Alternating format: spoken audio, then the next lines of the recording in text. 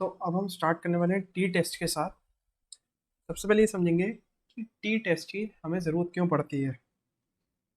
मान लीजिए एक जेड टेस्ट कर रहे हैं आप। जेड टेस्ट पिछला लेक्चर जेड टेस्ट के था। तो वहाँ पे हमने एक अजम्पशन ली थी। अजम्पशन किस फॉर्मूले के लिए ली थी? हमने अजम्पशन ली थी यू प्लस, यहाँ पे आ रहा जाता है हमारा जेड, और ये सैंपल का स्टैंडर्ड एरर, यानी कि सिग्मा अपॉन रूट एन। ये क्या होता है? ये होता है पॉपुलेशन का स्टैंडर्ड डेविएशन। हमने इस फॉर्मूले के लिए जेड टेस्ट में जो अजम्पशन ली थी वो ये ली थी कि जो पॉपुलेशन है और जो सैंपल है हमारा, उन दोनों का जो स्टैंडर्ड डेविएशन है, स्टैंडर्ड डेविएशन यानी कि मान लीजिए इसका सिग्मा 1 है, इसका सिग्मा 2 है, तो ये दोनों इक्वल है। Sigma 1 equal sigma 2।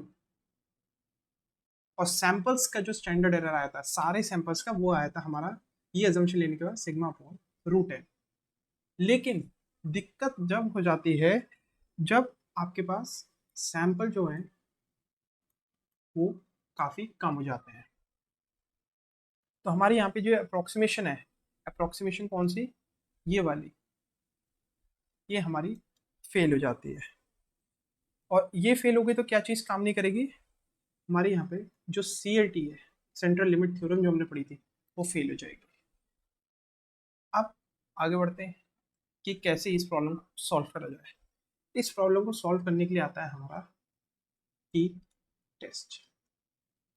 T test क्या कहता है? हमारा कोई वैल्यू है x, जो कि हमें फाइंड करनी है। x कौन सी फाइंड करनी है? जब नॉर्मल डिस्ट्रीब्यूशन में आपको कहा गया भाई z स्कोर निकालना है। z स्कोर किस लिए निकालते हैं? कि किस पॉइंट पे ये वैल्यू आ रही है। z स्कोर कैसे आएगा? z into sigma plus mu. यहाँ म्यू है, उसमें z इंटू सिग्मा ऐड कर दिया तो हमारे पास ये वैल्यू आ जाएगी कि इस पॉइंट पे कौन सी वैल्यू है।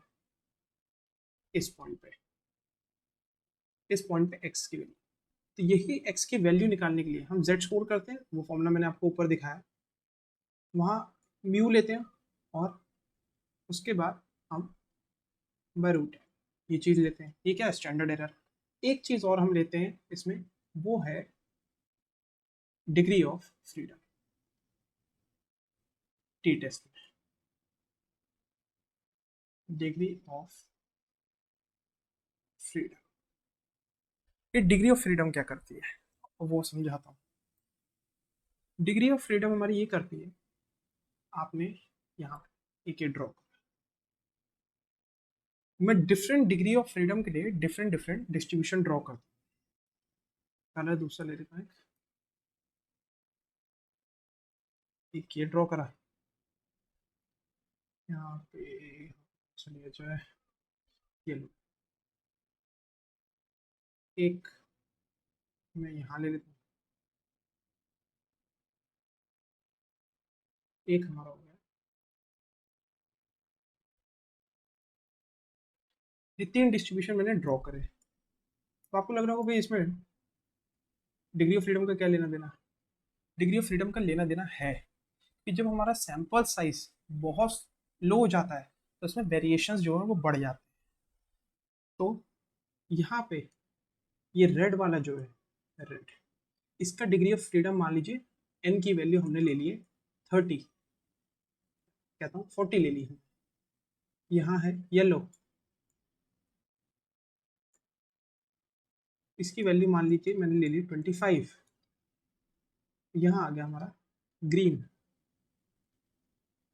यहाँ हमने इसकी वैल्यू ले ली n इक्वल टू 10। तो आप देखेंगे जैसे जैसे n की वैल्यू हमारी गिर रही है, यहाँ पे n की जो वैल्यू है हमारी गिर रही है, वैसे वैसे ये और ज़्यादा फ्लैट होता जा रहा है। कर्व हमारा नीचे की तरफ फ्लैट होता जा रहा है।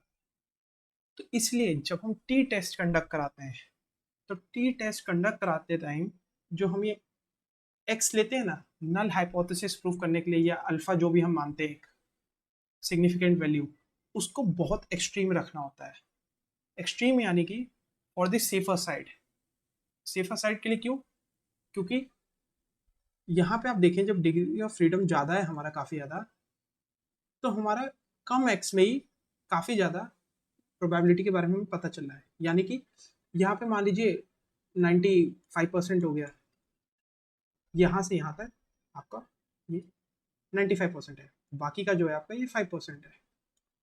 लेकिन यही आप येलो ग्रीन लाइन के लिए देखेंगे, तो हमें यही चीज़ ग्रीन के लिए ड्रॉ करो, तो यहाँ 95 नहीं आएगा, यहाँ हमारा 70% आ जाएगी प्रोबेबिलिटी, यानी कि 0.7।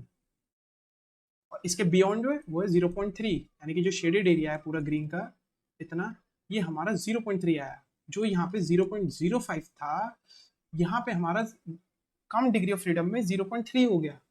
तो जब हम टी टेस्ट में काम करते हैं तो जो अल्फा वैल्यू होती है उसे हमें काफ़ी एक्सट्रीम रखना होता है नल हाइपोथेसिस को रिजेक्ट करने के लिए, यानी कि हमें और आगे एक्स को लाना पड़ेगा। ये है हमारा एक्स एक्सिस, इसी एक्स को हमें काफ़ी ज़्यादा आगे रखना पड़ेगा ताकि हम एक सेफ साइड पे रहें। यहाँ हमारा डिग्री ऑफ फ्रीडम काम करता है। टी टेस्ट का मैं फॉर्मूला लिख देता हूँ, टी स्कोर का। टी स्कोर हमारा कैसे आता है? टी स्कोर आता है sample mean minus population mean और अपॉन में हमारा स्टैंडर्ड एरर, यानी कि m minus mu upon sigma by root n।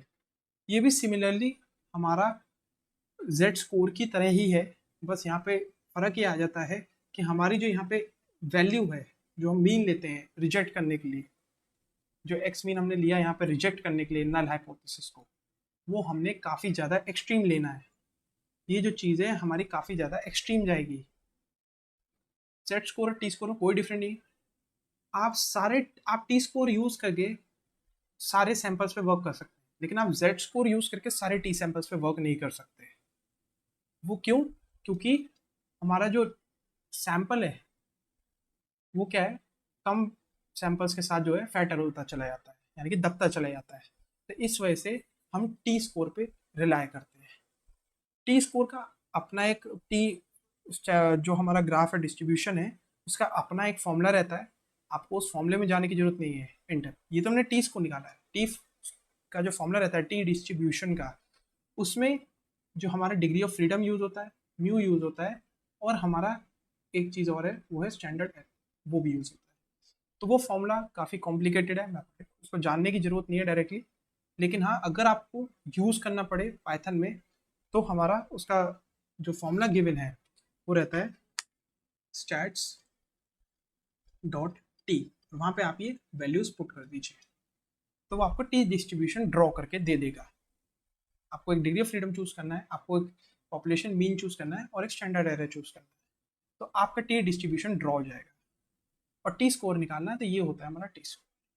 और टी टेबल भी होती है अपनी इसके लिए, जैसे जेड टेबल थी वैसे ही टी टेबल भी होती है। जेड टेबल मैंने आपको रीड करना सिखाया, वैसे ही एग्जैक्टली आपको टी टेबल भी रीड करनी है, कुछ इसमें कॉम्प्लिकेशन नहीं है। तो यहाँ पे हमारा टी स्कोर खत्म हो।